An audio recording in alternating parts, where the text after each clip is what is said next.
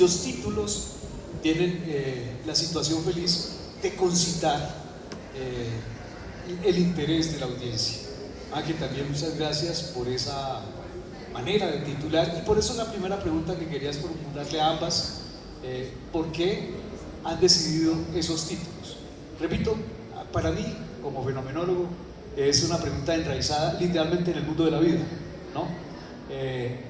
Porque veo que las personas se identifican, tienen una motivación, de hecho, también lo pueden testificar otros del grupo de la editorial, llegan y se aproximan. Yo digo, sí, los diseños de carátulas también, pero yo creo que especialmente el título, y por eso quisiera invitarlas primero a que nos cuenten por qué decidieron esos títulos para las respectivas investigaciones. Bueno, buenas tardes para todas y todos.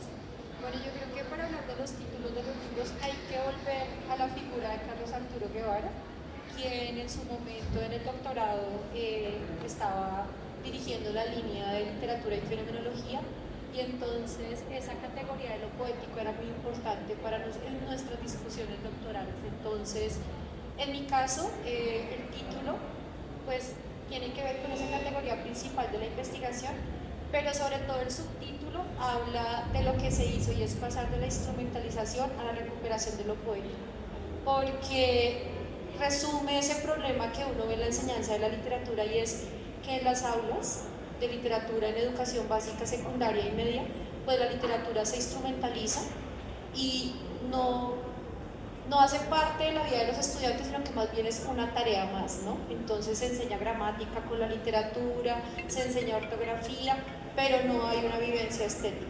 Es decir, la obra no conecta con los estudiantes. Entonces creo que lo que resume el título es la cosa misma de la investigación. Bueno, en mi caso, soy profesora de literatura de básica primaria, y tengo la firme convicción de que la literatura es un ámbito desde el cual nosotros podemos formarnos. Con esa convicción inicié la investigación y vi que era necesario hoy en el mundo adelantar ciertas investigaciones que nos puedan ayudar a concienciarnos un poco más del cuidado de la naturaleza, y sé que la literatura es un lugar desde el cual nosotros podemos acercarnos a la tierra desde la sensibilidad, y creo que es un camino un poco más corto hacia esa parte del cuidado, y a ver que la tierra y el cuidado de ella es necesario para la sobrevivencia del hombre, y que más que lo poético, para poder acercarnos más a ella y de una forma un poco más, no sé si adecuada, pero sí de una forma más certera. Bueno, ya conté que básicamente mis intereses se mueven en el mundo de la fenomenología, y para mí es magnífico ver la presencia que tiene en sus investigaciones en estas dos obras, concretamente la fenomenología. Ya me parece que en estas dos primeras intervenciones hay matices o elementos muy fenomenológicos. Por ejemplo, Liliana específicamente hablaba de la vivencia, y Francis Linet mencionaba la sensibilidad. Yo quiero, que me da un poco de pena hacerle como marco teórico a la pregunta, pero bueno, son nuestros hábitos de profesores. Yo quiero recordar evocar a un autor, Ernesto Grassi. El libro tiene de subtítulo El destino de la palabra, que nos cuenta que una vez, ya para empezar su doctorado, llegó a la casa de Husserl, y dice que Husserl le dijo que no estudiara filósofos alemanes, que se volviera, Grassi era italiano, que se devolviera a lo ancestral, en cierto modo, de la tradición italiana, del humanismo italiano, y pensara desde ahí el asunto.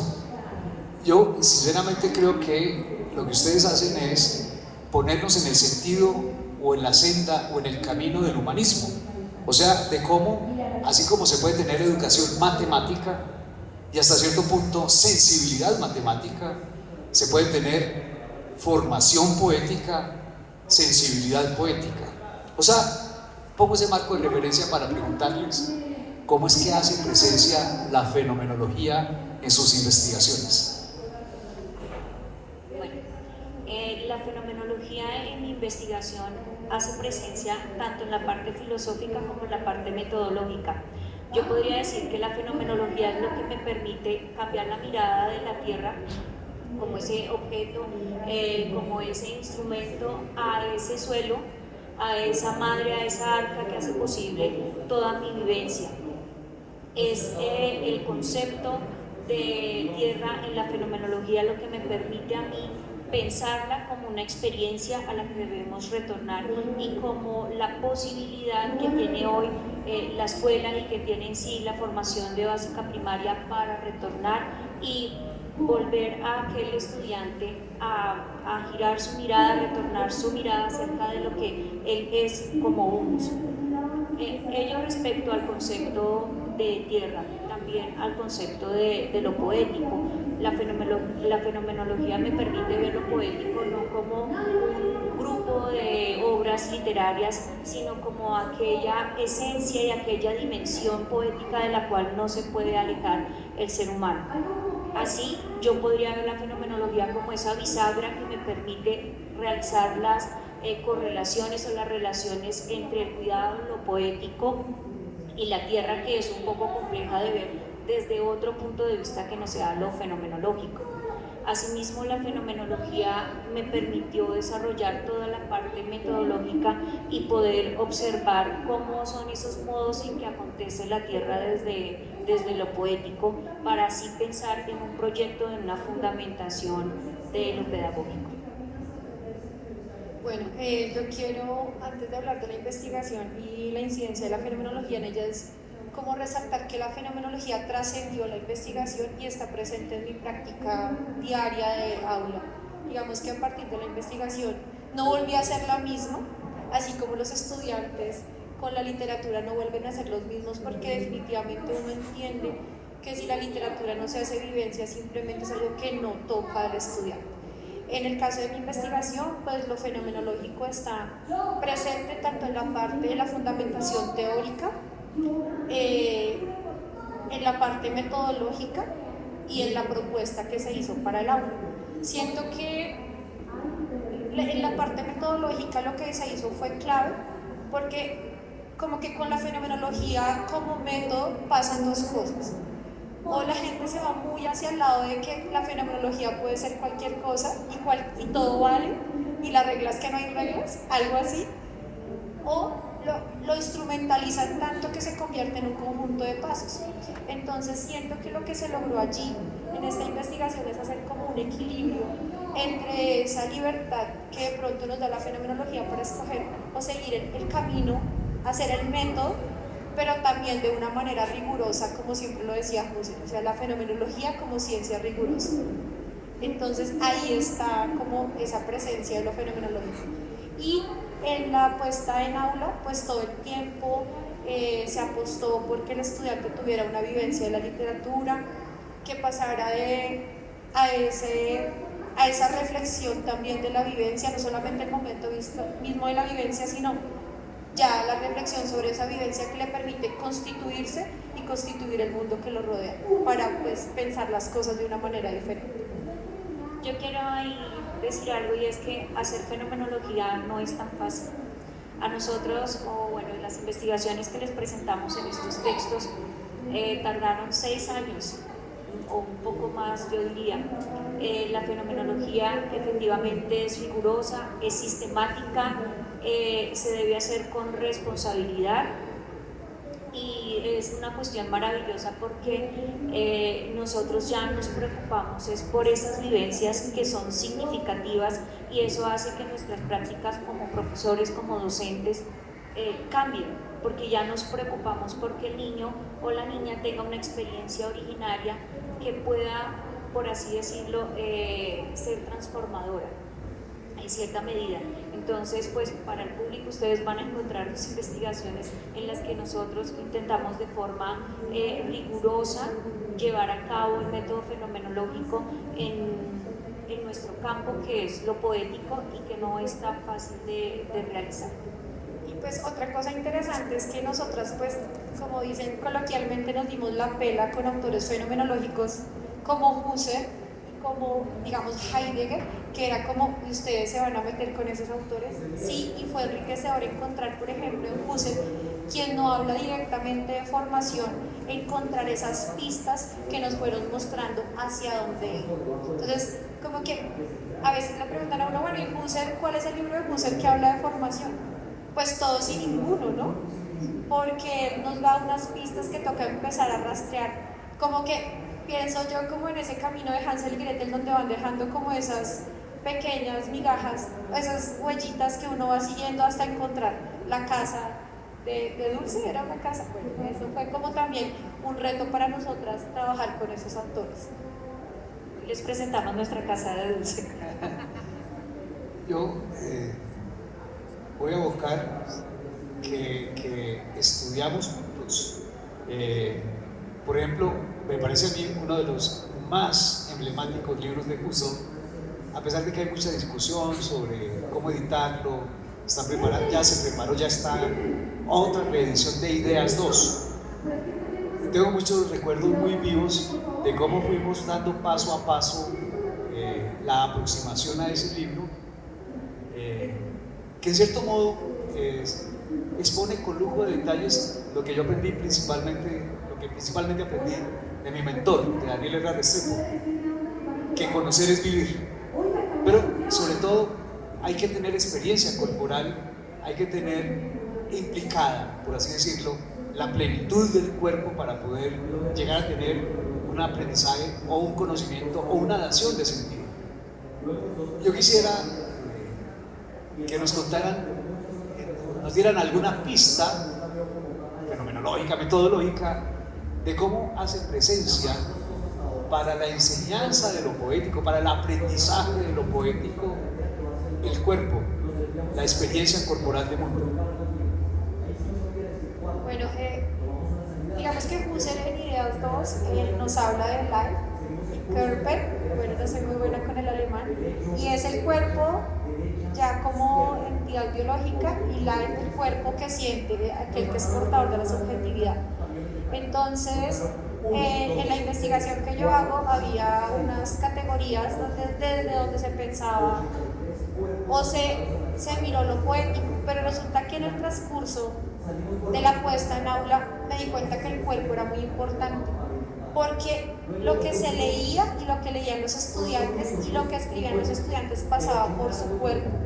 Entonces hubo una hiestesis, o sea, el cuerpo marcaba esa relación del estudiante con la obra.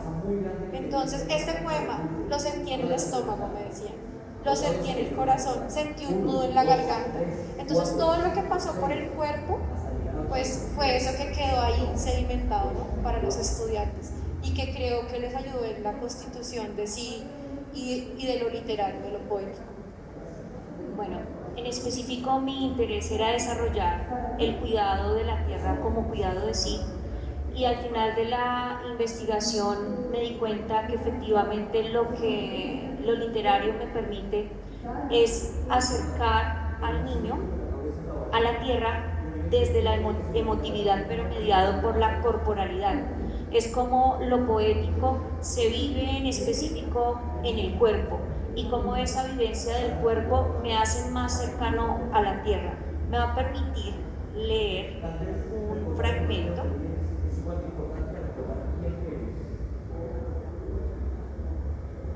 y es: la experiencia literaria es un modo de ganar seguridad cuando la tierra se torna extraña, cuando la intelectualización ha limitado el horizonte. Esta seguridad alimenta la disposición de cuidado de sí mismo que, a su vez, es la base de la libertad, de la puesta en escena del ser.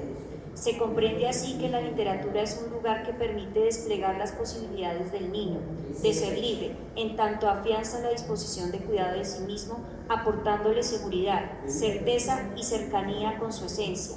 Esa seguridad la aporta cuando yo me siento cercano y próximo a ese otro, a esa alteridad que es la tierra. Cuando yo me siento completamente extraño a él, puedo instrumentalizarlo.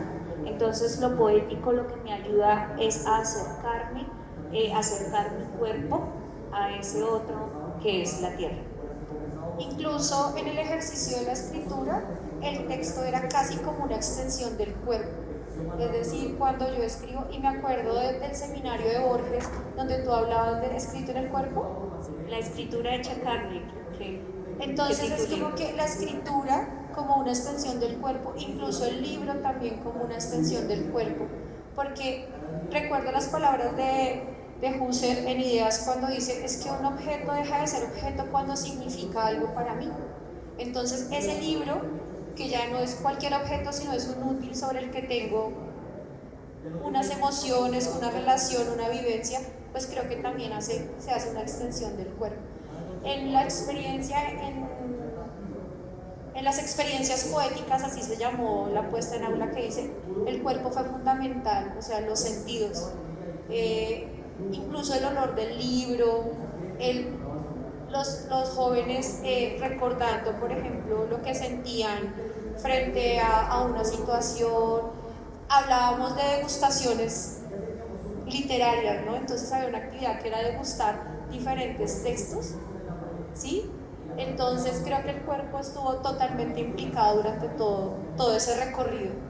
Y la primera manifestación de la comprensión, de la interpretación se da a partir del cuerpo, cuando nosotros de pronto nos sentimos ansiosos por saber qué va a ocurrir, de pronto derramamos alguna lágrima, como le ocurrió a alguno de los estudiantes en una de las experiencias, hace ver que la primera manifestación de aquella comprensión y de aquel volver sentido esas letras que estoy leyendo surge en la corporalidad, se puede hacer evidente en el cuerpo. Yo quisiera recordar una imagen que para mí es preciosa de ese texto de Husserl que se llama La Tierra no se mueve, que habla de la Tierra como una nave matricial, que es un experimento mental en ese ensayo de Husserl, que dice Husserl, si uno se fuera a otro planeta, a otra galaxia y desembarcara en él, lo volvería a tratar de comprender, a tratar de vivir como si fuera la primera nave de la cual partió. O sea, como que la Tierra, en cierto modo, el arraigo, digamos, es la condición de posibilidad de dar sentido al mundo. Bueno, la Tierra, por supuesto, dice Heidegger en el ensayo Serenidad, dice, se ha vuelto una estación de gasolina. Con eso quisiera más o menos hacer el tránsito a otro tema que me interesa escucharles y que comenten con la audiencia, que es el de la lucha contra la instrumentalización. O sea, hay muchas maneras ahora con ocasión de los 300 años del centenario del nacimiento de Kant, podemos recordar el imperativo categórico. Una de sus formulaciones es obra de modo tal que en la máxima de tu acción el otro siempre sea en sí mismo un fin y nunca un medio. En el libro que hicimos con Guillermo Hoyos, él decía que eso se debería expresar como si el mandato, si el imperativo categórico fuera no instrumentalicéis. Yo creo que en parte, si uno puede recoger, tal vez como en un intento de síntesis, las enseñanzas de nuestro querido Carlos Arturo Guevara, es en el énfasis en no instrumentalicéis. Yo quisiera preguntarles primero, como muy teóricamente, ¿por qué hay que batallar contra la instrumentalización? ¿Y qué indicios hay de que pudiéramos quizás lograr algo contra la instrumentalización? Bueno, en literatura se ha batallado bastante contra la instrumentalización del texto. Sin embargo, yo estoy en la postura de que la literatura también es un ámbito y es un lugar desde el cual puede formarse. Para algunos esto también hace parte de la instrumentalización. Para mí yo considero que la literatura es ese lugar desde el cual yo puedo vivir y puedo tener una experiencia que quizá en mi mundo cercano no la pueda tener. Entonces yo veo lo literario y lo poético como un lugar de formación. Algunos otros pensarán que es instrumentalización. ¿Cómo me podría yo salir de ese lugar de instrumentalización? Y es gracias a la fenomenología, a esa vivencia que me permite aprender, que me permite formarme como persona y constituirme. Entonces, me podría yo pegar de la fenomenología para salirme de ese discurso de la instrumentalización de la literatura.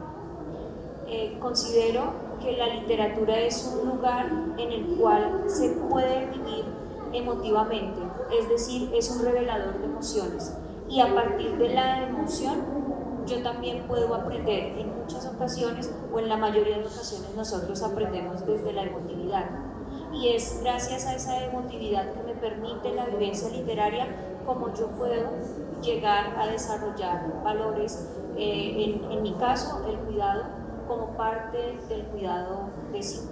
Creería yo que la fenomenología y lo poético en el marco de esta investigación son una base para pensar que la emotividad puede llevarme a mí también a un proceso de formación. Bueno, eso de la instrumentalización es, yo creo que una guerra de muchas batallas, de muchos frentes. Mientras Francia hablaba, yo pensaba, por ejemplo, que a nivel institucional nos enfrentamos primero a los planes de estudio, a los currículos en los colegios. Digamos que nos dicen como de una u otra manera qué debemos hacer. Entonces ahí es donde uno tiene que hacer un alto y decir, bueno, sigo lo que me dice el currículo, que se desprende, por ejemplo, de los estándares curriculares y de los lineamientos, o hago un alto y lo hago diferente. Entonces, por otro lado están las editoriales con sus libros de texto que súper instrumentalizan la literatura, que también es una lucha, ¿no? Porque ellos finalmente están marcando qué textos leen los niños, qué canon, sobre qué canon se trabaja. Entonces son varios frentes. Siento que, aunque es una discusión teórica, ¿no? Cuando uno hace todo el recuento de cómo han sido las diferentes visiones de la literatura, cómo eso ha permeado la escuela, cómo los profes finalmente hemos hecho como un mix de todas esas maneras de hacer teoría literaria, ¿no? Entonces, que sociología de la literatura, que estructuralismo, que semiótica, y entonces el libro de texto le plantea a uno como un mix de todas esas cosas. Es hacer esa epogé, ahí entra la fenomenología cuando le dice a uno hacer esa epogé de todas esas maneras como le han dicho a uno que debe hacer su tarea, y empezar a buscar el camino. En ese camino pues se encuentra uno con la fenomenología y con la posibilidad de pensar la literatura como vivencia, como una experiencia que trasciende el cuerpo, que trasciende la conciencia, la subjetividad. Pero creo que es una discusión que no se puede quedar solo en lo teórico. En lo práctico, quienes somos maestros de escuela sabemos que es una lucha fuerte, ¿no? Entonces, ¿cómo así, profesora, que usted aquí, y me ha pasado, eso está en el libro? Yo tuve una licencia, esa es una anécdota, perdón que me vaya a lo anecdótico, me fui a una licencia por salud, y entonces quien llega a reemplazarme se queja porque yo no estaba viendo literatura europea con estudiantes de 11, sino leyendo literatura colombiana. ¿Cómo así? Si es que los estándares dicen que a cierta edad usted debe leer ciertos autores, sin importar que esos autores no estén en el mundo de la vida de los jóvenes. Y no estoy desconociendo el valor de los clásicos para los jóvenes y para la cultura, pero si el joven no está preparado para esa obra, si no tiene las herramientas, la obra simplemente no le va a nutrir, se va a aburrir. Es como está pasando este año, por ejemplo, de los 100 años de la publicación de La Vorágine. Muchos colegios están retomando esa obra y uno ve experiencias pues como que fracasan porque es una obra que no es para todos los públicos, que creo que es para chicos más grandes. Entonces es como que si el canon me dice que en octavo leer La Vorágine, simplemente le leo porque así lo dice el currículo, bueno, el estándar. Entonces es una lucha en muchos como niveles, muchas batallas pequeñas y más grandes. Yo, escuchándolas, recordaba un fragmentico de la película. Yo no he leído el libro. El cartero, el bostino. Hay una escena donde Mario va y le lee a su enamorada, le recita un poema o un fragmento de un poema de Neruda. Y bueno, después se desata toda esa disputa de la mamá de la muchacha que reclama que está queriéndole decir con ese poema, y le consulta a que hace las veces de Neruda en la película, y Neruda pues se queda callado, pero después cuando ve a Mario le dice: oiga, pero ¿cómo así que usted le dijo que ese poema era suyo? O sea, ¿cómo se lo toma de esa manera? Y él le responde que la poesía no es del que la escribe, sino del que la necesita. Y yo quisiera ahí como, digamos, ir pasando poco a poco hacia la didáctica. Yo creo que nosotros necesitamos poesía en la vida, así sea que la tomemos de un tango, o que la tomemos de un bolero, o que la tomemos de una balada, en fin.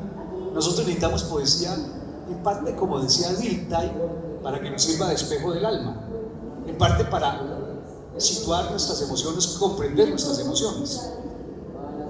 O sea, tiene un poco de instrumental que uno, a falta de talento poético, se coja una poesía y exprese con ella un sentimiento, una experiencia, una emoción. Sí, eso instrumentaliza un poco la poesía, pero a su vez la revivifica, la pone en vida de uno en concreto cuando tiene que apelar a ella para hacer comprensible lo que está viviendo. Mi maestro decía que es imposible que una vivencia sea inexpresable, porque él decía: si yo digo esta emoción es algo de la que no puedo hablar, ya está hablando. Y en ese sentido es como si el instrumento mismo un poco se diera a la tarea de reconstruir de su mera instrumentalidad su apertura de mundo, su creación de sentido, su generación de horizonte. Y yo quisiera, en cierto modo, preguntarles, en ese juego, en ese vaivén, yo diría, entre la instrumentalización, por vivencial que sea, y la apertura de horizontes, ¿ustedes cómo fueron instalando la didáctica? ¿Cómo fueron logrando que también, digamos, para los niños y los jóvenes, acudir a la poesía fuera como una alternativa para poderse expresar? Algo así. No sé de todo cómo hacer la pregunta, pero yo veo en las dos investigaciones esa potencia. Así. Bueno, pues digamos que no es tan fácil, porque el estudiante está acostumbrado, el joven, el niño está acostumbrado a ciertas maneras de hacerse y de que se dé la clase de literatura. Entonces hay un poco que desinstalar, hacer una epogé de esas maneras como él ha venido entendiendo la literatura. Entonces siempre vamos a leer esto, ¿y qué hay que hacer? Vamos a hacer esto, y entonces resumo. O sea, inmediatamente hay una relación entre lo literario y la tarea. Lo literario, la tarea y la evaluación, o sea, la nota. Entonces ahí había que tener como unas estrategias, por ejemplo, muy simples, pero que eran, digamos, significativas para ellos. Y es todo lo que hagamos en esta clase que tenga que ver con literatura 5. Pero es que yo no sé escribir, no importa. Es que mi texto no está chévere, no importa. Todos, independientemente de lo amplio, lo bonito, lo complejo que sea, por ejemplo, su texto, o de pronto que la pregunta que le surgió puede ser que usted sienta que no es lo suficientemente importante, todo tenía como esa valoración, porque entonces los estudiantes empiezan a disputar la nota, ¿no? Entonces, ¿qué quiere el profesor que yo le diga? porque como estamos acostumbrados a los talleres de comprensión lectora y eso donde hay una única respuesta, el estudiante siempre quiere atinarle a esa única respuesta, entonces como que no hay espacio para el despliegue de sentido, para que él pueda hacer una correlación con el texto, ¿no? Porque hay una correlación sujeto-mundo, pero también creo que hay una correlación con el texto cuando uno se conecta desde la vivencia de la literatura. Entonces eso también, no solamente es que uno se lo piense, sino que también toca empezar, como dicen el profe Germán y el profe Bustamante, lanzar, tirar el anzuelo a ver quién pica y ellos van picando poco a poco. Claro, detrás de eso hay toda una visión de formación y sobre todo un para qué, o sea, un telos de para qué leer literatura o qué hacer con la literatura. O sea, si eso no lo tenemos claro, esa visión antropológica del estudiante, o sea, o dentro de la escuela, pues vamos a hacer más de lo mismo. Entonces ahí es donde todo está permeado por esa visión de formación que es bien fenomenológica, donde yo no estoy formando a nadie, decía el profe Carlos Guevara, sino que yo brindo las condiciones de posibilidad para que el otro se forme. Es una decisión, ¿no? Entonces desde ahí es que se va como hilando, se va tejiendo todo ese entramado pedagógico y luego didáctico, donde empezamos a pensar qué enseñar, cómo lo enseñamos, ¿sí? Y empezar a mirar como todos esos elementos que empiezan a darle carne a esa idea de pedagogía que uno tiene, en este caso de lo poético, de la literatura. Bueno, yo creo que en mi texto la parte de didáctica quedó algo así como en potencia, porque pues la investigación se dio a partir de el presupuesto de que eran necesarias otras alternativas de formación pues medioambientales que vinieran en el cuidado.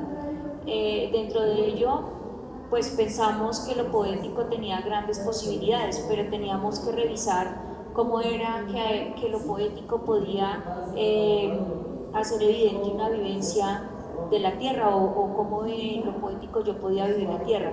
Entonces me dediqué a ver esos modos en que la tierra se da desde lo poético y considero yo que esos modos que pude ver, que son esenciales a la experiencia de lo poético, pueden servir de base para una didáctica o para propuestas pues de formación que tengan como horizonte el cuidado de la tierra.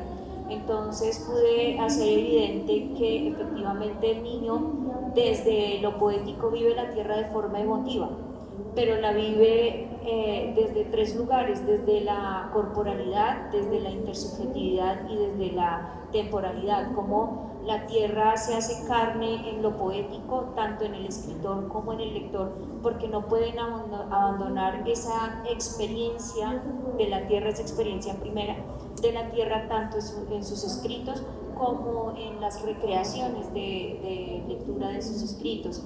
Cómo es que esa temporalidad de la tierra se entrecruza finalmente con el lector, cómo el lector hace suya esa experiencia desde su temporalidad y cómo pueden emerger unas expectativas a partir de esa experiencia, unas expectativas desde el deseo, desde la esperanza, que finalmente pues traerían como esa visión de bienestar para ambos, de ese bienestar tanto para la tierra como para el hombre, y finalmente esa tierra que es compartida, que es intersubjetiva, como la experiencia con el otro, como el otro puede acercarme a mí también a la tierra, llámese ese otro pues real o imaginario. Entonces, como a partir de esos modos de darse de la tierra en lo poético, yo puedo construir una propuesta o un ambiente pedagógico.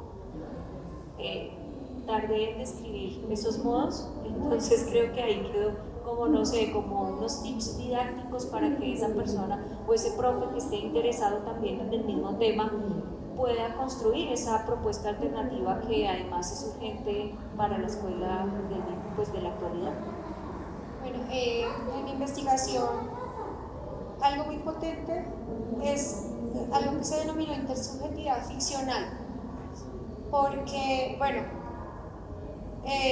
el sujeto pues no está solo, o sea, no es un proceso solipsista, es una intersubjetividad entre compañeros, entre la profesora, los chicos, pero resulta que también hubo una intersubjetividad con el texto y con esas personas que están dentro del texto, con esos personajes, con esas situaciones, con esos sentimientos que se desplegaban allí.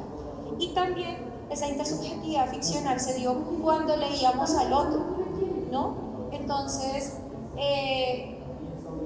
a mí me resonaba mucho el poema de Borges, donde finalmente dice, y no sé quién es el que escribe el poema, no el cuento de Borges, que dice, finalmente no sé quién está escribiendo esto porque yo estaba siendo la profesora, pero también era la investigadora, entonces eran también momentos de escritura y lectura donde yo empecé a conocer a través de sus escritos, en esa intersubjetividad ficcional, mucho de mis estudiantes, no solamente de sus vivencias, sino de sus expectativas, de sus reflexiones. Y luego cuando tenía que pasar eso al texto ya académico, pues digamos que empezaba a aprender de mí también. Y cuando entre ellos se leían, pues era como, este es mi compañero al que veo todos los días, pero lo que él escribe y lo que él está poniendo en el texto me hace ver otra dimensión de él. Entonces, esa intersubjetividad ficcional creo que fue clave, ¿no? Siempre pienso en Martha Nussbaum cuando dice, es muy importante que los estudiantes de Derecho lean novelas para que entiendan la realidad de todos los personajes, de todas las personas que se sientan en un juicio, ¿no? Y eso haría que fuera menos injusto o que fuera, digamos, no tuviera tantos tintes racistas, por ejemplo, la justicia en Estados Unidos. Entonces es como la narrativa, sobre todo, me pone en el lugar del otro, en las experiencias del otro, ¿sí? Por ejemplo, releyendo La Vorágine, cuando Arturo Coa empieza a describir lo que siente por Alicia y ese desamor, yo decía, no, pues uno se siente identificado, hay esa intersubjetividad ficcional, cuando yo siento que ese que está conmigo yo no lo quiero, yo en qué momento me metí con esta persona. Entonces eso era lo que describían los estudiantes, como esos personajes de esos cuentos, de esas novelas, los ponían frente a situaciones que les hacían como pensar en sus vidas, en las de sus familias, por ejemplo, porque a veces los estudiantes decían, este texto me acuerda de mi papá o de mi mamá o de una situación familiar, o sea, como esa intersubjetividad que no solamente me permite que el poema me lleve como una introspección, sino que me hace pensar en todo ese mundo de la vida que me está rodando y que también la escuela pues tiene sus particularidades y los salones de clase y bueno, los cursos. Hay algo como muy heideggeriano y es la necesaria vivencia de la angustia como ese lugar que me permite transformarme, como ese lugar necesario para poder pues ver la emergencia del cuidado y también del sujeto cuidador. Esa angustia que yo puedo vivir en lo poético que hace que en mí pueda haber una transformación, es decir, que pueda haber una vivencia, una experiencia. Es que la literatura, digamos que uno habla de posibilidades de formación, pero también de transformación. Entonces, eso es como también una de las cosas que uno se va dando cuenta por el camino, porque lo chévere de estas investigaciones desde lo fenomenológico es que uno sabe dónde empieza, pero creo que no tiene tan claro dónde va a llegar. Entonces, cuando uno termina ese viaje, por eso me gusta tanto la referencia que su merced hace, por ejemplo, a lo de Ítaca, porque uno sale, ¿cierto?, con unas expectativas, pero resulta que en el viaje se encuentra con esas figuras, bueno, mitológicas, con esos personajes que van marcando una senda y cuando uno llega encuentra unas cosas que uno no se imaginó, ¿sí? Por ejemplo, me pasó con una de las categorías de la investigación importantes de la imaginación y fantasía, ¿sí? Imaginación, cómo ponerse los zapatos del otro, cómo poder vivir esas experiencias que están en los libros y a las cuales no tengo acceso por el entorno geográfico, no sé, socioeconómico, cultural. Pero resulta que la imaginación también le ayudaba a los estudiantes a comprender el texto. Entonces yo no me hubiese imaginado que la imaginación era importante para la comprensión lectora, por ejemplo, y ellos lo hicieron evidente ahí. Entonces esas criaturas que uno se va encontrando por el camino y que fueron nutriendo pues lo que hoy es el libro, pues fue súper interesante, que creo que los libros se configuran de una manera distinta a cómo se configuraron las tesis, muy distinta.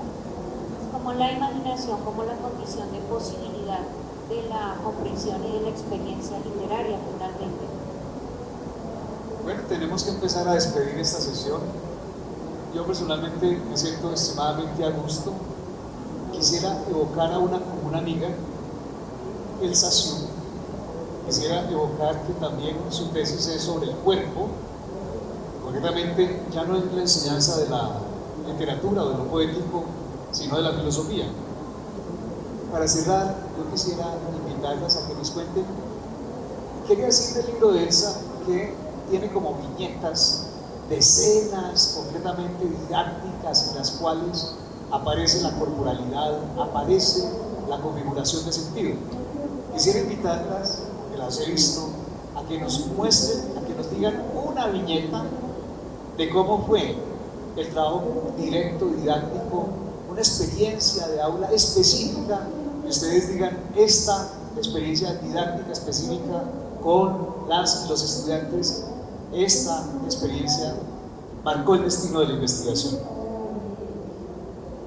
Bueno, en mi caso es una experiencia muy linda, autoría del profesor Carlos Guevara, que un día me dijo, oye, ¿y por qué no haces un jardín botánico literario?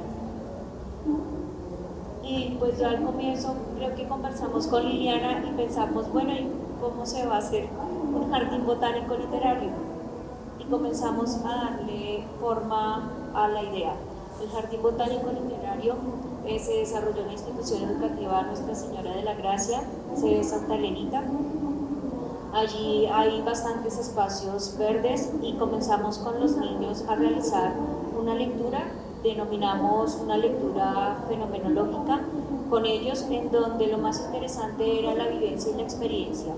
Quizá utilizamos en algunas ocasiones algunas preguntas de carácter comprensivo, pero era para llegar directamente a la experiencia, porque no siempre es fácil ese retorno a la experiencia, justamente por la instrumentalización de lo literario. Entonces los niños pues realizaban la lectura y comenzábamos a conversábamos de lo que ellos habían sentido, de lo que ellos vivían, de los análisis que ellos hacían. En alguna ocasión recuerdo que un niño me dijo, profe, es que yo vi a mi mamá que estaba charlando con una planta y pues le pregunté que ella si estaba algo como un poquito loquita o qué era lo que le pasaba, porque se la pasaba hablándole a las plantas. Y mi mami me dijo que lo que pasaba era que a las plantas había que charlarles, había que dialogar con ellas, había que consentirlas y que a partir de ese diálogo yo cuidaba la planta. Entonces, por ejemplo, en la parte fenomenológica me sirvió ver cómo el diálogo es indispensable para el cuidado.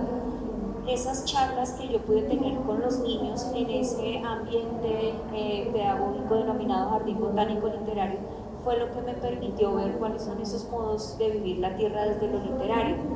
Creo que sin esa experiencia de Jardín Botánico Literario, pues mi investigación no habría llegado a feliz término. Bueno, yo creo que cuando uno hace una clase de literatura diferente, todo el tiempo hay situaciones que sorprenden, o sea, que acontecen de una manera inesperada. Digamos que más que hablar de una situación en específico, es como al final de la puesta en aula, había estudiantes que ya llegaban con textos que escribían sin que estuvieran asociados a una tarea. Mira, profe, escribí esto, lo puedes leer, ¿qué piensas? Estoy leyendo este libro. Entonces, como estudiantes que en un primer momento, porque en la investigación se hicieron 2 momentos de caracterización, expresaban abiertamente que no les gustaba la literatura, no les interesaba para nada. Luego manifiestan que ya les genera un interés, que les interesa, empiezan a leer por su cuenta, a escribir. Entonces creo que eso fue como una gran ganancia en la investigación, en la puesta en aula que se hizo. Bueno, agradecerles de veras por sus investigaciones, por la conversación, por la generosidad de su tiempo hoy acá para nosotros, y a todas las personas que nos han acompañado. Por supuesto, decirles que estas obras valen la pena que las lean, que las divulguen, que las critiquen, que las emulen, y que las compren, también que las compren. Les agradecemos mucho por su presencia acá con nosotros y creo que es justo que despidamos a nuestras invitadas con un aplauso.